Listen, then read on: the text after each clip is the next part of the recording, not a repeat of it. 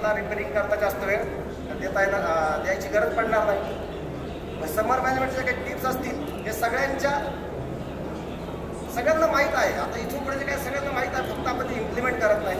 तर good start जर झाला, कोणत्याही गोष्टीचा सुरुवात चांगली झाली तर शेवट चांगला होतो. त्याप्रमाणे गुड स्टार्ट हाफ डन यासारखं ही सगळ्यात मोठी टेस्ट आहे बर्ड्स करता, की तुम्ही कोणत्याही वयाच्या एज ग्रुपमध्ये बर्ड्समध्ये गेला तर क्रॉपमध्ये फीड, स्पेशली चिक्समध्ये जर क्रॉप फुल असतील तर आपलं शेडचं तापमान योग्य आहे, पक्ष्यांना मिळणारं तापमान योग्य आहे हे आपण समजून घ्यायचं आहे. आता यासारखे जर आपले पक्षी नशिबवान असतील तर खूप चांगलं, या मुलासारखे की आपला प्रोव्हाइड कम्फर्ट, आपला ज्या बर्ड्सला जो आहे तो आपला कम्फर्ट द्यायचा आहे. मग त्याप्रमाणे जर तुम्ही फोटोमध्ये बघितलं तर यासारखे बर्ड्स आपण जेव्हाही शेडमध्ये जातो तर साधारण 10 ते 15% बर्ड जर या पोझिशनला रेस्ट करत असतील तर या शेडचं तापमान योग्य आहे ते आपण समजायला हरकत नाही. आता समर मॅनेजमेंटमध्ये काय काय टिप्स करायला पाहिजेत मग हे सगळ्यांना माहिती. थॅचिंग असेल, त्यानंतर स्प्रिंकलर किंवा फोगरचा वापर असेल. परंतु स्प्रिंकलर आणि फोगरचा वापर ज्या ठिकाणी इलेक्ट्रिसिटी अवेलेबल आहे अशा ठिकाणीच करावं. कंटिन्युअस करणार असाल तरच करावं. एक दिवस करायचं दुसऱ्या दिवशी लाईट नाही म्हणून बंद ठेवला तर अशा वेळेला जास्त त्रास होण्याची शक्यता आहे. त्याचबरोबर ओले बाळताना जे आहे ते आपण जाळ्यांना लावू शकतो. फॅन आणि एक्झॉस्टचा वापर करू शकतो. प्रोव्हाइड व्हेंटिलेशन हा सगळ्यात महत्त्वाचा फॅक्टर आहे. यामध्ये फक्त 4 प्रकारचे जरी व्हेंटिलेशन असतील तरी 3 व्हेंटिलेशन हे सुप्रीम कंपनीवाल्यांच्या प्रमाणे सांगितलं की ते ईसी हाऊसेसचे आहेत. फक्त नॅचरल व्हेंटिलेशन हा आपला पार्ट आहे की व्हेंटिलेशन शेडच्या भोवती जी काही झाडं वाढलेली असतील, जी काही गवत वाढलेलं असेल किंवा काही ठिकाणी बऱ्याच वेळा अर्ध्या तोडलेल्या भिंती असतील तरी नॅचरल जे काही हवा अडवणारे घटक असतील हे आपण काढून टाकले तर आपल्याला नॅचरल व्हेंटिलेशन या ठिकाणी मिळू शकतं. एवढंच आपल्या हातामध्ये आहे ओपन शेडमध्ये. त्यानंतर अप्लाय ग्रीन बेल्ट किंवा डार्क बेल्ट हा जर शेडच्या बॉटमनं आपण 1 ते 1.5 फुटाचा बेल्ट लावला उन्हाळ्यामध्ये तर येणारी गरम हवा जी आहे ती डायरेक्ट पक्ष्यांना लागणार नाही. तर बऱ्यापैकी आपण डार्कनेस शेडमध्ये करू शकतो. ओव्हरहँग जे काही शेडचे पत्रे आहेत आपण त्याची साधारण बऱ्याच शेडला कॉस्ट कटिंगमध्ये 1 ते 1.5 फुटाचा पत्रा बाहेर काढला असतो. तर अशा ठिकाणी अशा वेळेला त्याची जर आपण लांबी वाढवली, आर्टिफिशियली ग्रीन नेट असतील किंवा पत्रे असतील, गवताच्या पेंड्या असतील त्याला जर टाकल्यात तर मला वाटतं बऱ्यापैकी गरम हवा आतमध्ये येणार नाही. आणि लास्टचे जे चेरी टी प्लांटेशन आम्ही 2 वर्षापूर्वी हा एक प्रयोग राबवला होता की आमच्या कंपनीनं एक 3-4 हजार झाडं अशीच वाटली होती लोकांना. आणि आज 2 वर्षानंतर आमची आयडेंटिटी ज्या शेडच्या भोवती चेरीचे झाडं आहेत ते सिमरन कंपनीचे शेड असतील, ही आयडेंटिटी होऊन गेली. तर यासारखी हॅचिंग जे काही फोटोग्राफ्स आहेत हे नॅचरल फोटोग्राफ्स आहेत, त्यामुळे तुम्हाला त्याचा लुक थोडा व्यवस्थित वाटणार पण नाही. हा एक फार महत्त्वाचा आस्पेक्ट आहे सिलिंग. आता यावर्षी प्रत्येकाला स्प्रिंकलर किंवा फोगर लावणं शक्य होणार नाही कारण पाण्याचं शॉर्टेज आहे, पक्ष्यांना प्यायलाच पाणी मिळणार नाही. तर स्प्रिंकलर आणि फोगरला कुठून पाणी आणायचं आहे. तर हा सिलिंग हा एक फार चांगला मुद्दा या ठिकाणी धरू शकतो. आपण शेडच्या कैचीच्या लेवलला जर आपण पूर्णपणे पडदा मारून घेतला तर बऱ्यापैकी येणारी डायरेक्ट हीट जी आहे ती अडू शकते. आणि प्रॅक्टिकली आम्ही त्याचा अनुभव घेतला की 4 ते 5 डिग्रीचा फरक पडतो. तुम्ही करून पाहायला हरकत नाही. यासारखे फोगर स्प्रिंकलर्स आपण शेडच्या वरती लावू शकतो ज्यांना पाण्याची आवड एवढी चांगली आहे त्यांना. नंतर फोगरचाही वापर करू शकतो. फोगर्स विथ फॅन जर असतील तर खूप चांगलं, त्यामुळे व्हेंटिलेशन फार चांगल्या प्रमाणात होईल. नंतर कूलिंग पॅड, ईसी हाऊस करता कूलिंग पॅड वापरतात. त्याप्रमाणे जर ओपन शेड असतील तर आपण जुन्या बाटणाची जुनी पोती जी आहेत लावून त्यावर ड्रिंक करून थंड हवा आतमध्ये येऊ शकते. यासारखे मिश्र सरांना माहिती असेल रायपूरमध्ये आम्ही जवळपास सर्व शेड यासारखे क्लोज करतो. पण याच्याकरता आतमध्ये व्हेंटिलेशन करता फॅन असणं फार गरजेचं आहे. सिलिंग फॅनचाही आम्ही याकरता वापर करू शकतो. ओव्हरहँग ज्या शेडची पत्रे बाहेर कमी आहेत तर यासारखे ओव्हरहँग करून आम्ही हीटची तीव्रता कमी करू शकतो शेडमधली. आणि हा एक फोटो फार टिपिकल आहे. ज्या शेडला ओव्हरहँग नाही तर अशा ठिकाणी अर्धी शेड तुमची एम्प्टी दिसतात. आणि मग त्यामुळे काय होतं की ज्या ठिकाणी गर्दी होते त्या ठिकाणी टेम्परेचर वाढतं. परिणामी संध्याकाळच्या वेळेला मॉर्टेलिटी होण्याचे चान्सेस जास्त आहेत. तर उजव्या साईडला जो फोटोग्राफ दिसतोय आपल्याला त्यासारखे जर बर्डची मुवमेंट असेल, युनिफॉर्म डिस्ट्रीब्युशन असेल, हा आपल्याकरता सगळ्यात चांगला थर्मामीटर आहे. युनिफॉर्म डिस्ट्रीब्युशन बर्डचं असेल तर क्लायमेट चांगलं शेडमध्ये. डार्क बेल्ट जो की मी मगाशी म्हटलं की या डार्क बेल्टचा जो उपयोग होईल तो जी गरम हवा येते ती बर्ड्सवर डायरेक्टली लागणार नाही आणि डिहायड्रेशनपासून आपण बर्ड्सला वाचवू शकतो. चेरिटी प्लांटेशन जे आम्ही 2 वर्षापूर्वी केलं होतं आणि याचा आज एवढा मोठा वटवृक्ष झाला की आम्हाला या शेडला काही मॅनेजमेंट करावी लागत नाही.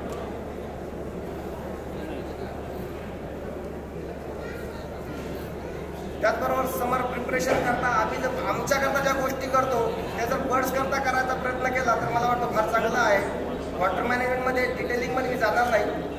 फक्त जितकं जास्त पाणी देता येईल तितकं पाणी आपल्याला कसं पिलांना पाजता येईल याची काळजी घेणं गरजेचं आहे. आम्ही जनरली खाद्याला पैसे द्यावे लागतात म्हणून खाद्याच्या बॅगांचा रिपोर्ट ठेवतो. पाण्याचा पैसे लागत नाही म्हणून पाण्याचा आम्ही हिशोब ठेवत नाही. पण जर अदर कंट्रीजमध्ये बघितलं तर पाण्याचं कन्झम्पशन पहिलं चेक करतात आणि नंतर फीड कन्झम्पशनवर जोडतात. पाणी जर पित असेल तर खाद्य खावंच लागेल. पण आपण उलटं म्हणतो की खाद्य खाल्लं तर पाणी पितात. बिलकुल चूक आहे. पाणी पिले तर ते खाल्लेलं खाद्य पचेल. म्हणून पाणी हा सगळ्यात महत्त्वाचा घटक आहे. आणि उन्हाळ्याच्या दृष्टीनं जर बघितलं तर थंड पाण्याची पूर्तता करणं हे सगळ्यात मोठं काम आपल्यासमोर. त्याचा फायदा काय होईल की थंड पाणी दिलं तर आपण बॉडी टेम्परेचर आपोआप कमी होईल. बाहेरची उष्णता जरी असेल तरी शरीराचं तापमान कमी करण्यास मदत होते. त्यासोबत जे काही एक्स्ट्रा टेम्परेचर असेल ते ड्रिंकर्स असतील एक्स्ट्रा 90% 100% तुम्ही ड्रिंकर जे आहेत ते ॲप्लिकेबल करायला पाहिजे. या केसमध्ये 90% ड्रिंकरच्या लेवल ठेवायला पाहिजे पाण्याच्या. जेवढं जास्त पाणी असेल तेवढं थंड राहील आणि ते पक्षी जास्त पाणी पिऊ शकतात. त्याकरता एक्स्ट्रा पाण्याचे ड्रिंकर आपल्याला लावावे लागतील. स्टँडर्ड बऱ्याच ठिकाणी आम्ही बघतो 3 ड्रिंकर 100ला सांगतो पण 70ला एकच असतं जुन्या स्टँडर्ड. म्हणून म्हटलं की ब्रीड नवीन झालेत, ब्रीड करणं अपेक्षा खूप वाढल्यात परंतु त्या ब्रीडला जी रिक्वायरमेंट आहे ती आम्ही प्रोव्हाइड करत नाही. म्हणून आपल्या या गोष्टीवर लक्ष द्यावं लागेल. बऱ्याच वेळेला ड्रिंकर आपण कम्प्लीट असेंबल करत नाही उन्हाळ्यामध्ये. त्याचा तोटा काय होतो की पक्षी त्याखाली जाऊन बसतात, पाणी सांडवतात, माशा होतात म्हणून लोक पुन्हा ड्रिंकरची लेवल कमी करतात. परंतु ड्रिंकर हे कम्प्लीट असेंबल्ड असतील तर पाणी सांडणार नाही, माशांचा प्रादुर्भाव होणार नाही, पक्ष्यांनाही थंड पाणी मिळेल. क्लिनिंग ऑफ ड्रिंकर्स दिवसातून कमीत कमी 2 वेळा ड्रिंकर धुतल्या गेले पाहिजे. पाईपलाईन्स असतील, पाण्याच्या टाक्या असतील या रेग्युलर क्लीन करायला हव्यात. फ्लशिंग उन्हाळ्यामध्ये एका ठिकाणी पाणी साचल्यामुळे गरम होण्याचे चान्सेस जास्त आहेत तर मध्ये मध्ये त्याला फ्लशिंग करत चला, त्याचा फायदा होईल. पाण्याच्या टाक्या पुन्हा भरत चला. जेवढं पाणी कमी असेल तेवढं लवकर गरम होईल तर ते पुन्हा भरत राहावं लागेल. परंतु हे करताना वॉटर सॅनिटेशन हा फार महत्त्वाचा पार्ट आहे. तुम्ही कोणतीही गोष्ट करा की जी गोष्ट पाण्याचं कन्झम्पशन वाढवू शकेल आणि मॉर्टिलिटी रेट कमी करेल ही गोष्ट आपल्याला इम्प्लिमेंट करायची. मग त्याकरता तुम्ही पाण्यामध्ये सोडियम बायकार्ब असेल किंवा पोटॅशियम क्लोराईड असेल किंवा सॉल्ट असतील यासारखा आपण वापर करू शकतो. पाण्याचं कन्झम्पशन जेवढं जास्त असेल तेवढी ही स्ट्रोकची मॉर्टिलिटी कमी राहील. आणि सगळ्यात मी मुद्दाम तो रेड लाईनमध्ये टाकलेला आहे की जेवढे बऱ्याच शेडमध्ये ड्रिंकर बंद झाला की लेबर नळ्या बंद करून अडकून ठेवतात. तर सगळे ड्रिंकर जे आहेत ते चालू कंडिशनमध्ये असावेत. उन्हाळ्यामध्ये या गोष्टीकडे प्रामुख्याने आपण लक्ष द्यायला हवं. यासारख्या टाक्यांना सावल्या किंवा बारदांना आपण गुंडाळू शकतो. ड्रिंकरच्या लेवल हा सगळ्यात मोठा आस्पेक्ट आहे की जेवढी ड्रिंकरची लेवल जास्त असेल तेवढं आपल्याला पाणी थंड मिळेल, तेवढं वॉटर कन्झम्पशन वाढेल. एक आम्ही नवीन सिस्टम इम्प्लिमेंट केली आहे की एक्स्ट्रा वॉटर टब्स 1000 पक्ष्यांसाठी आम्ही 5 ते 6 लावतो. याचा फायदा काय होतो की म्हणजे मुबलक पाणी पक्ष्यांना मिळतं. त्यामुळे वॉटर कन्झम्पशन खूप चांगल्या प्रमाणात होतं. पण याचा तोटा एक आहे की लेबर जर ते टब जर पुन्हा भरत नसतील तर त्यामध्ये कचरा जाऊन इकोलायचा चान्स जास्त आहे. म्हणून टब जे आहेत ते पुन्हा भरले पाहिजे. वॉटर कन्झम्पशन तुम्ही चेक करा 10 to 15% वॉटर कन्झम्पशन वाढलेलं दिसेल तुम्हाला सेकंड डेला.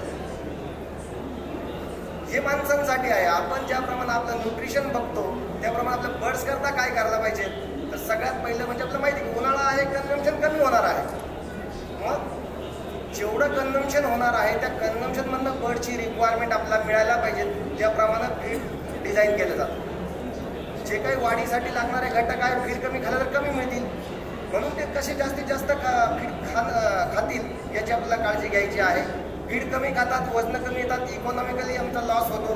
तो केवळ ग्रोथ रेट कमी आहे आणि फीडची इफिशियन्सी कमी होते.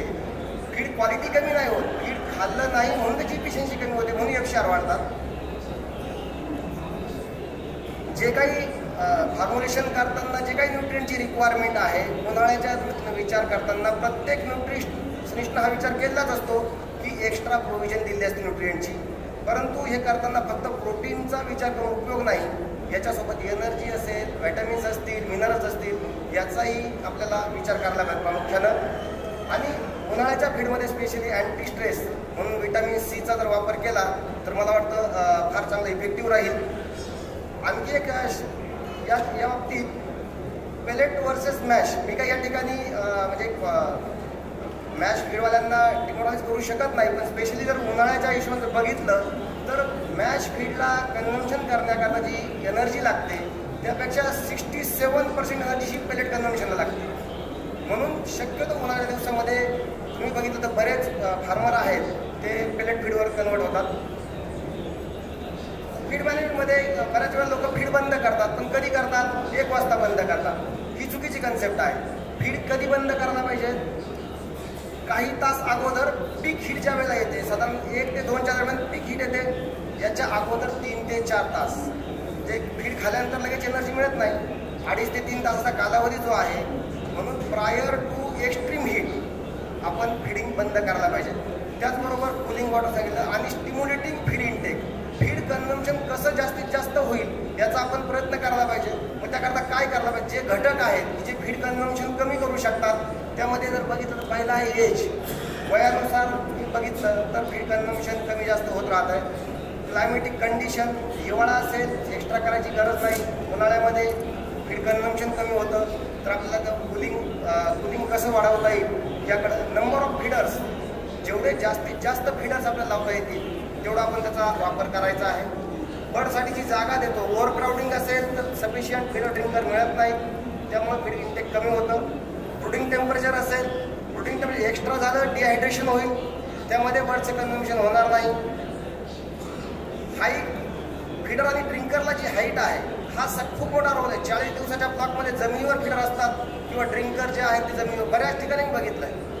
तर फीडर आणि ड्रिंकर त्यासोबत फीडरच्या नॉच, ज्या कंपन्यांनी इक्विपमेंट बनवलेत त्यांनी त्या नॉच देण्यामागे काहीतरी कारण असेल, परंतु प्री स्टार्टरपासून फिनिशरपर्यंत एकाच नॉचवर फीडर ॲडजस्ट असतात. तर ह्या ज्या गोष्टीत या फीड इंटेकवर 5 ते 10% तरी फरक करतात, म्हणून या गोष्टीचा आपण विचार करायला पाहिजे. नंबर ऑफ ड्रिंकर्स, ज्याप्रमाणे फिडिंगला महत्त्व आहे त्याप्रमाणे ड्रिंकरलाही तेवढंच महत्त्व द्यायचं आहे. ड्रिंकरच्या लेवल या नेहमी 90% पाण्यानं भरले असाव्यात. फिडिंग फ्रिक्वेन्सी, दिवसभर बर्ड फीड खात नाहीत, परंतु आम्ही बऱ्याच फार्मला बघतो की लोक सकाळी फिडिंग करतात, संध्याकाळी फिडिंग करतच नाहीत बऱ्याच ठिकाणी, किंवा संध्याकाळी एकदाच करतात. तर उन्हाळ्यामध्ये आम्ही सजेस्ट करतो की तुम्ही मिनिमम 2 टाइम्स फिडिंग करा. मॉर्निंगमध्ये कमी करा, परंतु नाईट अवर्सला फिडिंग जास्त करा, कारण फुल अवर्समध्ये त्यांना फीड जास्त लागणार आहे. त्यामुळे फिडिंग जे आहे ते नाईट अवर्सला तुम्ही 75% तर मिनिमम करायलाच हवं. पहाटेच्या वेळी बऱ्याच वेळेला शेडमध्ये जर गेलं तर फीडर एम्प्टी झालेले असतात. कोणताही लेबर, कोणताही मालक 5 वाजता फीड टाकू शकत नाही. त्यानंतर सगळ्यात महत्त्वाचा मुद्दा असेल तर सिलिंग लाईट इंटेन्सिटी उन्हाळ्यामध्ये फार गरजेचा आहे. बऱ्याच ठिकाणी एक बल्ब लावलेला असतो, पुढे एक बल्ब असतो, कॉर्नरला अंधारच अंधार असतो, फक्त लाईट खालचे जे फीडर आहेत ते संपतात, साईडला फीडर तसे शिल्लक असतात. तर लाईट इंटेन्सिटी सगळ्यात मोठा रोल प्ले करते उन्हाळ्यामध्ये. त्यानंतर फोर्स फीडिंग, बर्ड्सला फीड कसं जास्तीत जास्त खातील त्याकरता स्टिम्युलेट करायचं आहे. येतात तुम्ही जर फीडर उत्तर केलेत आणि पुन्हा जागेवर ठेवलेत तर मला वाटतं त्यामुळे प्रत्येक वेळेला फ्रेश फीड येईल आणि बर्डचं कन्झम्पशन वाढेल. स्टोरेज, उन्हाळ्यामध्ये फीडमधलं मॉइश्चर जे आहे ते लवकर म्हणजे कमी होत चालतं आहे, त्यामुळे फीड जे आहे ते सावलीमध्ये आणि वेल व्हेंटिलेटेड एरियामध्ये आपण स्टॉक करायला पाहिजे. टेक्स्चर ऑफ फीड, जसं मी म्हटलं की पेलेटचा ॲडव्हान्टेज एनर्जी कमी लागते कन्झम्पशनला, मॉइश्चर उन्हाळ्यामध्ये कमी होत चालतं, त्यामुळे फीड इंटेक कमी होऊ शकतं, म्हणून मॉइश्चरही मेंटेन करायचं आहे आपल्याला. आणि सगळ्यात महत्त्वाचा घटक असेल तर हेल्थ स्टेटस. पक्ष्याची जर प्रकृती ठणठणीत असेल तर तो खाद्य खाईल, पक्षी जर निरोगी नसेल तर पक्ष्याचं कन्झम्पशन फीड कमी होऊ शकतं. तर या गोष्टीचा आपल्याला प्रामुख्याने विचार करावा लागेल. तर यासारख्या जर युनिफॉर्म लाईटिंग शेडमध्ये असतील तर तर मला वाटतं कन्झम्पशनचा प्रॉब्लेम येणार नाही. परंतु जर लेफ्ट हँडसारखी लाईटिंग असेल तर या ठिकाणी फीड इनटेक खूप प्रमाणामध्ये हॅम्पर होतं. यासारख्या लाईटिंग जर बघितल्यात आणि प्रॅक्टिकली या आम्ही बघितल्यात. युनिफॉर्म इंटेन्सिटी ऑफ लाईट हा सगळ्यात महत्त्वाचा घटक आहे कोणत्याही एज ग्रुपमध्ये. मग यासाठी आम्ही काय केलं की बऱ्याच ठिकाणी सिंगल लाईन आहे फक्त लाईटची, तर आम्ही सांगितलं की चिकचाक तर तुम्ही 2 लाईन टाका. ज्या कैचीवर एक असेल तर पुढच्यावर एक टाका. यामुळे काय की युनिफॉर्म लाईट स्पीडअप होईल.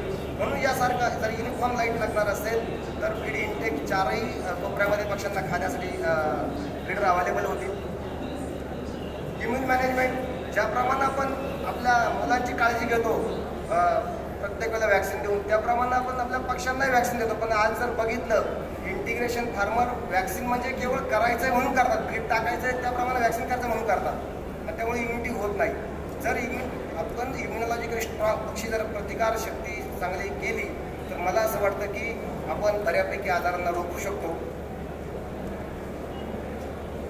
आपल्याला इम्युनिटी वाढवण्याकरता काय करायचं आहे की व्हॅक्सिनेशन मेथड जी आहे ती प्रॉपर करायची. व्हॅक्सिनची क्वालिटी तर महत्त्वाची असते, परंतु त्याच्यासोबत जी व्हॅक्सिनची प्रोसिजर आहे ही सगळ्यात महत्त्वाची आहे, तीच होत नाही. सगळ्यात मोठी जर आज शोकांतिका असेल तर 80% to 90% फार्म हे लेबर ओरिएंटेड आहे आणि या ठिकाणी व्हॅक्सिन व्यवस्थित होत नाही. मग वॅक्सिन का होत नाही किंवा बर्डची इम्युनिटी स्ट्रॉंग का होत नाही, तर सगळ्यात पहिलं आपण व्हॅक्सिन कधी करतो, कोणत्या पक्षाला करायला पाहिजे